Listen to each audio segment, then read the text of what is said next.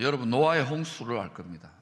노아 때에 하나님이 너무 죄악이 가득하니까 이 세상의 생명을 다 멸하겠다. 생명의 주인이신 하나님이 홍수로 심판을 하셨어요. 그러고 나서 하나님께서 노아에게 너 짐승을 잡아서 피를 흘려서 다 태워서, 전부 다 태워서 드리는 것을 번제라 그럽니다. 히브리 말로는 올라 그럽니다. 짐승을 태워서 드리면 연기가 올라가잖아요. 그죠? 그래서 올라 같아요. 이때 하나님께서 이 번제물을 받으시고 홍수 심판 이후에 창세기 8장 21절에서 이렇게 결심합니다. 여러분이 한번 읽어보십시다. 시작. 여호와께서 그 향기를 받으시고 그 중심에 이르시되 내가 다시는 사람으로 말미암아 땅을 저주하지 아니하리니 이는 사람의 마음이 계획하는 바가 어려서부터 약함이라. 내가 전에 행한 것 같이 모든 생물을 다시 멸하지 아니하리니 땅에 있을 동안에는 모든 생물을 다시 멸하지 아니하리니. 자, 이 말씀 속에서 하나님이 향기를 받으셨다. 짐승을 태워서 하나님께 제물로 바치는데, 피 흘려 태워서 바치는데 그것을 향기를 받으셨다. 하나님은 고기 냄새를 좋아하시는가요? 예. 하나님은 숯불구이를 좋아하시는 분 아니죠. 하나님은 그 향기를 받으셨다는 것은 비유적인 표현이지만 그 번제물을 드릴 때에, 태워 바칠 때에 전달되어지는 그 제물을 드리는 자의 마음, 중심, 정성, 그것을 받으시는 거예요. 그래서 어떤 마음이 드려졌을 것 같아요? 우리가 하나님 앞에 죄악이 가득해서 이 땅의 생명들이 다 죽었습니다. 하나님 앞에 하나님 말 듣는, 하나님 말에 순종하는 저와 저를 포함한 8명의 가족과 모든 생물들만 두 쌍씩 들어가가지고 노아의 방주, 그 좋은 씨앗 창고에 40일 동안 있다가 이렇게 살아남았습니다. 이제 죄 짓지 않고 착하게 살겠습니다. 하나님 아버지 잘못 살았습니다. 용서해 주십시오 하고 그 속죄의 번제물을 드릴 때 하나님이 노아의 그 마음을 받으시고 그 제사의 언약의 마음을 받으시고 다시는 인간의 죄 때문에 다 썰어버리지 않겠다, 이렇게 생각한 거예요. 자, 이 노아의 번제 제사는, 피 흘려드리는 태워드리는 이 제사는 그 뒤에 한참 뒤에 오시는, 그 후손으로 오시는 예수 그리스도의 십자가의 피의 어린 양 되신 예수 그리스도 피의 속죄 제사를 의미하는 거예요. 예수님이 그때 피의 속죄 제사로 드려질 때 하나님이 그것도 향기, 그 피 냄새를 맡으세요. 피 비린내를 좋아하는 게 아니라 그때 드려지는 이 예수님이 온 인류의 죄를 아버지 내가 죄가 없지만 대신 내가 다 심판을 짊어지겠습니다 하고 드리는 그 향기, 그 중심을 받으시고 하나님이 이제는 이 땅을 완전히 멸하지 않겠다, 이렇게 생각하는 거예요. 그러면 지금 하나님 아버지의 마음은 어떠냐? 예수님의 십자가의 피제사가 드려지고 난 다음에 하나님 마음은 어떤 결심을 하고 계시느냐면은 모든 내 자식들, 내 자식으로 창조된 내 자식들이 다 구원받았으면 좋겠다. 다 영원토록 잘 먹고 잘 살고 행복하기를 원한다. 모든 영의 아버지가 그렇게 생각하는 거예요. 그러니 우리가 이제 어떤 마음으로 살아야 되느냐? 이렇게 말했죠. 너희 안에 이 마음을 품으라. 그리스도 예수의 마음이니. 예수님은 성자 하나님입니다. 하나님 아버지의 마음을 성자 하나님으로 온전히 품었어요. 예수님의 마음은 하나님 아버지의 마음이에요. 예수님이 하나님 아버지의 마음으로 충만했기 때문에 예수님이 어떤 삶을 삽니까? 아버지의 자식으로 창조되어졌지만 원수로 죄인되어 죽어가고 있는 아버지 하나님의 자식 살리기 위하여, 왼수되었지만 자식 살리기 위하여 피 흘려 죽기까지, 희생 제물이 되시기까지 그렇게 사셨어요. 그러니까 하나님 아버지의 마음을 온전히 깨달은 자식, 우리가 하나님의 자식들 아닙니까? 자식은 어떻게 살게 되느냐? 아버지의 사업에, 아버지의 가업에, 아버지 집의 일에 동참하게 되는데, 그 일의 본질, 핵심은 뭐냐? 구원 사업입니다. 사람을 살리는 사업이에요. 이것을 기독교적인 용어로 말한다면 선교한다, 복음을 전파한다, 전도한다, 이렇게 말하는 거예요. 이 약속 이후에 창세기 8장 22절에서 창조주가 되시는 하나님 아버지께서 하나님의 집, 하나님의 세상 경영의 원리를, 창조 세상 경영의 원리를 이렇게 말합니다. 땅에 있을 동안에는 심음과 거둠, 추위와 더위와 여름과 겨울과 낮과 밤이 쉬지 아니하리라. 그런데 마냥 이런 식으로만 돌아가지 않아요. 하나님의 때가 되면, 하나님의 구원의 때가 되고 모든 열매들을 다 하나님이 추수하고 나면 어떻게 되느냐? 사람은 어떤 때가 되면 우리는 아버지의 말에 씨가 있기 때문에, 좋은 씨앗을 가졌기 때문에 부활합니다. 썩지 않는 영광의 몸으로 부활하고, 이 세상 만물도 어때요? 썩지 않는 새하늘과 새 땅, 세상 만물이 새롭게 되어져요. 그래서 부활한 우리들이 그 새롭게 되어진 세상 만물에서 영원토록 왕같은 제사장으로 주와 함께 다스리며 살게 돼요. 그런데 이 땅에서 우리가 어떤 믿음생활, 신앙생활, 아버지 말대로 살았느냐에 따라서 저 세상에서 빛이 나는 영광의 정도가 다릅니다. 영원토록 부끄럽게, 영원 천국이지만 영원토록 부끄러운 상태로 그렇게 살아가는 사람이 있는가 하면, 하나님 만왕의 왕, 우주의 왕이신, 영원 천국의 가장 큰 왕이신 하나님 가장 가까이에 별과 같이, 해와 같이 빛나는 그런 사람들도 분명히 있을 것입니다. 그러니 여러분, 이 땅에서 여러분이 어떻게 살아야 될까? 정말 깊이 고민하세요. 오늘 본문은 고린도후서 8장 9장을 함께 살펴봐야 이해가 잘 됩니다. 사도행전 11장 27절 28절을 보면은 하나님께서 예언의 은사를 맡겨주신, 앞일이 어떻게 될까? 꼭 그것만은 아니지만은 하나님의 말, 하나님의 계획, 하나님의 의중을 알아차리는 은사를 맡은 선지자들이 있었어요. 구약시대 초대교회도 그 사람들을 선지자라 불렀는데, 신약적 용어로 말하면 하나님의 뜻을 알아차리는 하나님의 친구들이라고 할 수 있습니다. 그 사람이 아가보라는 사람인데, 이 사람이 하나님의 예언의 영으로 충만하여서 하나님의 마음으로 충만하여 말을 합니다. 자기 입으로 말을 하는데 그것이 인간의 말인 것 같은데 보니까 그대로 이루어지는 누구의 말입니까? 이 세상의 주관자, 창조주, 만왕의 왕의 말, 만왕의 왕의 세계 경영 계획인 거예요. 근데 그 계획이 뭐냐? 온 천하가, 온 세상이 크게 흉년될 것이다.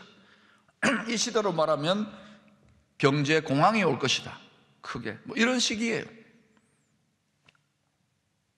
그래서 이 일이 실제로 일어났어요. 하나님의 말이니까.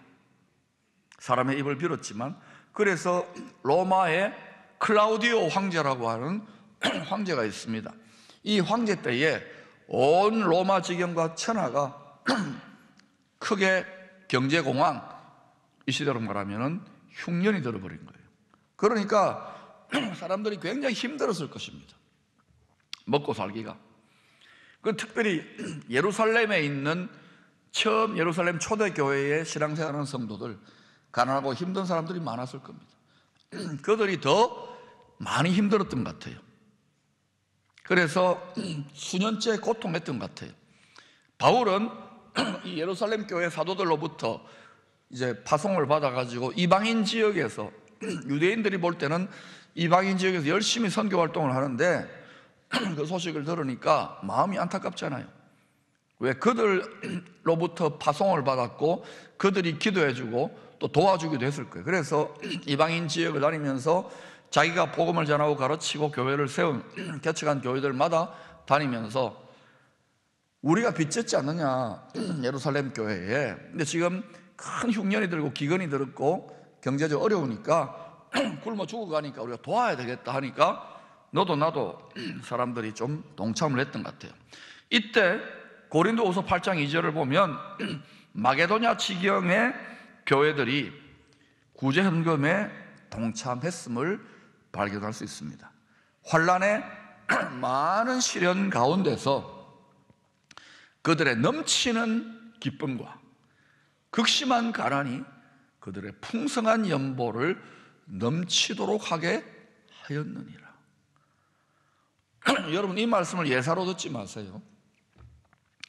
예루살렘 교회 성도들이 굉장히 힘들어서 이들을 힘에 지나도록 도왔던 구제헌금의 헌물에 동참했던 마게도냐 지경 성도들이 환난의 많은 시련 가운데에서, 당시에는 예수 믿으면 핍박받고 감옥을 들어가거나 죽을 수도 있고 어려운 상황인데, 그런 환난이 많은데, 이 세상에 환난이 많은데 이들이 어때요? 그 환난 가운데서 넘치는 기쁨, 또 극심한 가난이, 그냥 우리 힘들다, 요즘 좀 힘들잖아요, 그런 정도가 아니라 극심한 가난, 끼니도 없을 정도의 그런 극심한 가난인데도 그들이 어떻게 연보를 했는가, 도왔는가? 풍성한 연보를 넘치게, 풍성이 넘치게.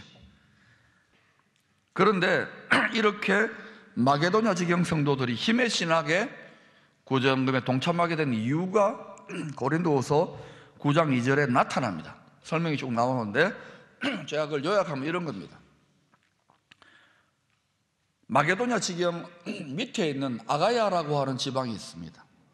아가야 지방에 고린도라고 하는 도시가 있는데, 그 고린도 도시에 세워진 고린도 교회 성도들이 예루살렘 교회가, 우리를 도왔던 예루살렘 교회가 어려워지고 그 성도들이 굶주린다는 소식을 듣고, 야, 우리가 열심을 내자고 바울로 소식을 듣고 결단을 합니다. 1년 전에. 그래서 바울 목사님, 우리가 결단했습니다. 우리가 좀 모아서 좀 드리겠습니다. 바울이 너무 고맙다고, 그럼 내가 쭉 돌아보고 다른 교회들, 다른 이방인 지역 교회들 돌아보고 올 테니까 잘 준비해 놓으라고. 그러면서 바울이 다른 이방인 지역 교회들을 다니면서 아가야 지방에, 아가야입니다, 큰애기가 아니라 그냥 아가야입니다. 아가야 지방의 고린도 교회 성도들은 이렇게 1년 전부터 준비했다고 막 자랑을 하고 다닌 거예요. 그러니까 다른 이방인 지역 교회들도 너도 나도, 우리도 그러면 좋은 일인데 도와야죠. 성도들끼리 먼저 도와야죠. 너도 나도 동참한 거예요. 그런데 이제 시간이 좀 지났어요. 1년쯤 지났는데 바울이 소식을 듣는데 고린도 교회 성도들이 1년 전에 작정을 하고 결단을 했는데 흐지부지 되어버린 거예요. 우리를 막 떼먹은 거예요. 왜요? 힘들잖아. 그때 다 흉년 들었으니까 온천하가. 그러니 바울이 걱정이 됐던 거예요. 내가 자랑하고 다녔는데 내가 거짓말쟁이가 되는 것도 문제지만, 내가 부끄러워지는 건 문제가 아니지만, 마게도냐 지경이나 다른 이방인 교회들이 이 소문을 들었던 사람들이 고린도 교회 와서 고린도 성도들을 보고 막 칭찬하려고 하는데 보니까 아무것도 없어. 그럼 어때요? 너희들도 부끄러워지고 나도 이 자랑했던 게 거짓말쟁이가 되니까 나도 부끄러워지고, 이게 하나님의 영광 가릴까봐 두렵다. 그러니 어떻게 되겠냐? 너희들 마음을 다시 먹고 결단하고 다시 해라. 이렇게 고린도후서 편지를 쓴 거예요. 사랑하는 여러분, 여러분도 신앙생활 하면서 옛날에 뜨거워졌던 적이 있잖아요. 근데 여러분 혹시 그런 성도들은 없겠지만 이전에 마음이 뜨거워지고 성령의 감동으로 어떤 결단을 했는데 내가 이제 이 세상 먹고 살아가야 되는 세상을 보니까 세상의 소리나 이런 거 저런 거 듣고 또 살아가다 보니까 마음이 무뎌져서 잊어버린 것이 아니라 잊어버리고 싶어서 그냥 모르는 척하고 슬쩍 적당하게 타협하고 넘어간 부분은 없느냐 이거예요. 그렇게 생활한다고 하나님이 여러분을 심판하고 죽이고 하지는 않지요. 좋으신 아버지인데. 그런데 어때요? 여러분의 선한 양심으로 우리의 중심을 보시는 하나님 앞에 떳떳하지 않은 거예요. 뭔가 부끄러운 거예요. 그러니까 하나님의 얼굴 쳐다보기가 조금 힘들죠. 아버지 얼굴 쳐다보기가. 그러니 여러분, 우리가 혹시 그런 부분이 있다면 여러분 자신을 하나님 아버지 앞에, 그리고 나 자신을 속이지 말고 부끄러울 것이 없는 일꾼으로 드릴 수 있기를 축원합니다. 그게 힘들면 그냥 하나님, 내가 지금 너무 힘드니까 도저히 못하겠어요, 용서해 주세요 하고 그냥 이렇게 회개하고 끝내세요. 계속 찝찝한 상태로 있으면 안 돼요. 그러나 여러분이 할 수 있으면 처음의 감동과 약속들을 가능하면 지키세요. 그게 당당하고 화목된 사랑의 교제, 생명을 다해 사랑한다면서요. 그게 약속을 지키는 거예요. 예수 믿는다는 것은 다른 게 아니올시다. 신약속, 구약속, 약속 지키는 거예요. 언약인 거예요. 언약.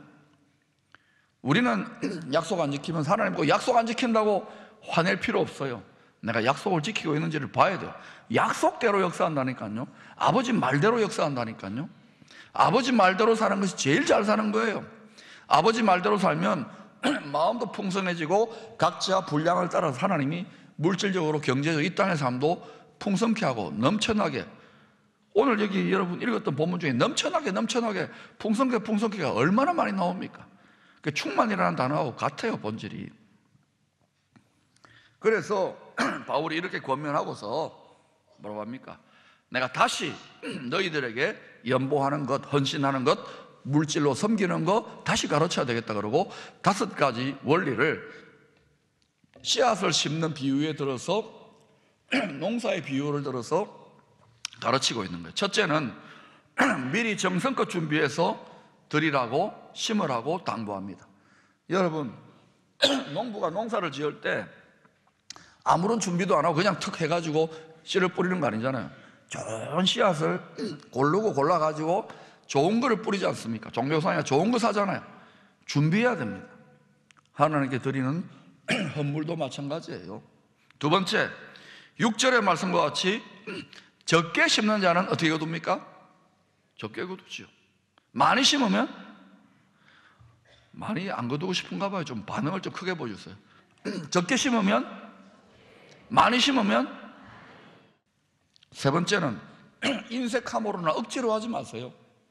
신앙생활 오래 한 분들도 또 교회 지도 보면은 굉장히 인색하고 억지로, 물질만이 아니라 억지로 봉사하고 내가 뭐가 됐으니까 억지로 하는 분들, 하지 말라고는 못하겠지만 영광이 안 됩니다. 그건 본질상 찌꺼기를 드리는 것 같아요. 드리려면 즐겨서 자원함으로 감사함을 드려야 돼요. 왜? 하나님은 그 예물 자체가 아니라 향기, 중심, 정성, 마음을 받으신다니까요. 네 번째, 10절에는 믿음으로 하나님의 선한 일에 동참하는 자, 이렇게 약속합니다. 심는 자에게 뭐요? 씨와 먹을 양식. 여러분, 양식을 심습니까? 씨를 심습니까? 씨를 심는 자에게 씨도 주시고 또 뭐도 주셔요? 먹을 양식 주신다? 안 주신다? 주신다. 주시는 이가 하나님 그런 분이에요. 너희 심을 거는 뭡니까? 먹을 양식이 아니라 뭐라고요? 씨를 주신다고요. 씨를 심을 수 있도록 씨를 주사 풍성하게, 무엇을 풍성하게? 먹고 살 수 있는 열매를, 먹을 양식을 풍성하게 하고 너희 의의 열매, 우리 성품의 열매를 더하게 하시는 거예요. 자, 사랑하는 여러분, 뭐 다른 교회나 다른 선도 볼 거 없이 여러분이 내면적으로, 영적으로, 신앙적으로, 심적으로, 그리고 물질적으로 얼마나 풍성하게 많은 열매를 받으며 넘쳐나는 삶을 사시는지요. 나누고 드려도 남음이 있는 삶을 사시는지요. 씨를 심으면, 하나님을 위하여 씨를 심으면, 하나님의 선한 뜻을 따라 심으면 씨도 주시고 다시 심을 수 있는 것, 먹을 양식도 풍성하게 준다는데, 그런데 여러분 움켜쥐고 막 이렇게 좀 이게 지혜라고 탁 이렇게 해봤잖아요. 근데 어때요? 결과적으로 한국교회가 열심히 해봤는데 기도가 부족해서 그런 게 아니에요. 아버지 말대로 안 살기 때문에 자꾸 씨가 말라가는 거예요. 씨만 까먹었어요. 지금 보니까. 다섯 번째, 11, 12절에 나타나듯이 이렇게 누군가가 많이 심고 죽기까지 헌신하고 아버지의 마음으로 충만해가지고 물질로 드리고 시간으로 드리고 에너지로 드리고 죽기까지 헌신한 사람들, 죽은 사람은 순교자, 이렇게 드리는 사람들 때문에 교회의 부족함, 이건 경제적인 걸 말합니다. 물질적인 부족함이 보충되어지고 뿐만 아니라 믿음이 연약한 성도들의 믿음의 부족도 더 채워져서 감사함이 넘치게 된다는 거예요. 그러니 여러분, 사람은 누군가의 덕을 보게 되어 있습니다. 우리는 하나님 덕 보고 살고요, 또 믿음의 원리에서도 마찬가지예요. 누군가의 정말 교회를 사랑하는 애교, 교회를 사랑하는 애교 있네 이거 말고 교회를 사랑하는 성도들, 뜨겁게 사랑하는 성도들의 헌신과 헌물 때문에 덕 보는 거예요. 고린도서 8장 5절을 보면 나중된 자로서 힘에 지나도록 많이 심었던 마게도냐 성도들, 그 연보를 이렇게 설명합니다. 우리가 바라던 것뿐 아니라 그들이 먼저 자신을 주께 드리고 또 하나님의 뜻을 따라 우리에게 주었도다. 헌신이 헌금보다 앞서는 거예요. 따라합시다. 헌신이 먼저고, 세신이 아닙니다. 헌신이 먼저고 헌금이 그 뒤다. 헌신이 먼저 하십니까? 신발 신자가 아니에요. 내 몸을 하나님의 산 제물로 으뜸이 되는 열매로 내 몸 전부 다를 드려버리는 거예요. 그럼 어때요? 내 주머니에 있는 돈도 드려집니까? 안 드립니까? 헌신이 안 된 사람은 절대로 물질 드릴 수 없어요. 너희 몸을 하나님 기뻐하는 산 제물로 드리라. 이게 안 됐는데 어떻게 물질 드립니까? 돈 뺏기는 거, 뜯기는 거, 세금 뜯기는 거 같고 손해보는 것 같죠. 이걸 철저히 가르치지 않으니까 성도들은 점점 타협하고 목사님 점점 편안하게 하고 이러니까 같이 빈궁해지고 같이 씨가 말라가고 같이 후퇴하는 거예요. 아버지 말대로 안 살기 때문에 일어나는 일입니다. 잘 사는 길은 뭐라고요? 아버지 말씀대로, 하나님 아버지 말씀대로 사는 거라고요. 그런데 이 하나님 마음이 우리들 마음에 없어요. 있어도 찌꺼리만큼 있으니까 찌꺼리만큼 주신다고 자꾸 인색하다고 하나님께 자꾸 화를 내는데 그러지 말라고요. 아버지예요. 아버지. 넘치게 주고 싶어요. 자식에게 다 주고 싶어요. 다 주려면 우리가 온전한 하나님 마음을 갖고 온전히 하나님 아버지 말대로 살아야 돼요. 우리 터치하지 말고 우리 자신을 구별하여 하나님 아버지에게 축복의 노다지로 드리면, 심으면, 많이 심으면 어떤 일이 날까요? 저는 아버지 말씀대로 많은 열매를 거두고 남음이 있는 인생이 될 것 같은데 왜 오늘날 기쁨의 교도 그렇고 많은 교회들이 그럴까요? 결핍이 많고 부족함이 많고 힘들다고 속고 넘치는 기쁨, 극심한 가운데서도 풍성이 넘쳐나게, 이게 왜 안 될까요? 이 세상에 이 육신에만 많이 심고 있는 거 아니냐 이거예요.